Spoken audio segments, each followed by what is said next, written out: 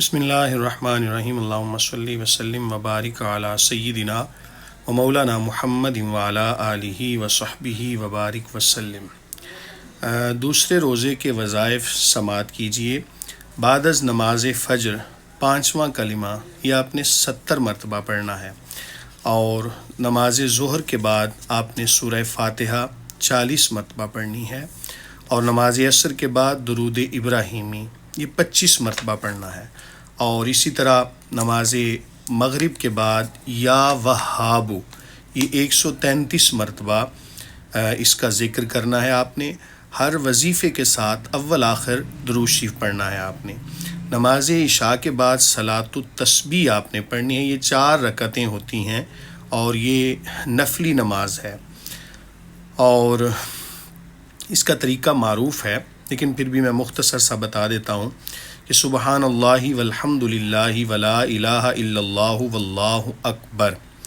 یہ طریقہ یہ ہے کہ 4 رکعت صلاۃ التسبیح کی آپ نے نیت کرنی ہے اور اس طرح پڑھنا ہے۔ ثنا کے بعد تسبیحات پڑھنی ہے 15 مرتبہ۔ سورہ فاتحہ اور سورت کے بعد پھر آپ نے 10 مرتبہ پڑھنی ہے۔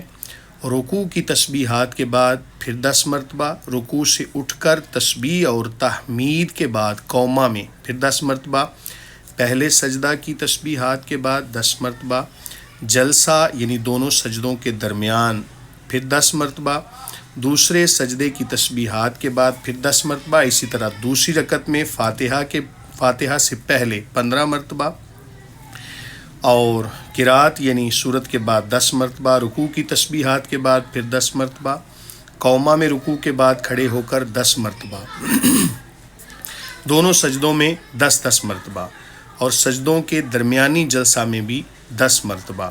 اسی طرح تیسری اور چوتھی رکعت پڑھیے۔ ہر رکعت میں یہ 75 تسبیحات بنیں گی، یعنی 75 تسبیحات ایک رکعت کے اندر بنیں گی، اور ٹوٹل جو نماز ہے صلاۃ التسبیح اس کے اندر 300 مرتبہ یہ تسبیح پڑھی جائے گی۔ اس کا ورد کیجیے، انشاءاللہ العزیز کل نئے وظائف کے ساتھ حاضر ہوں گے۔ السلام علیکم ورحمۃ اللہ وبرکاتہ۔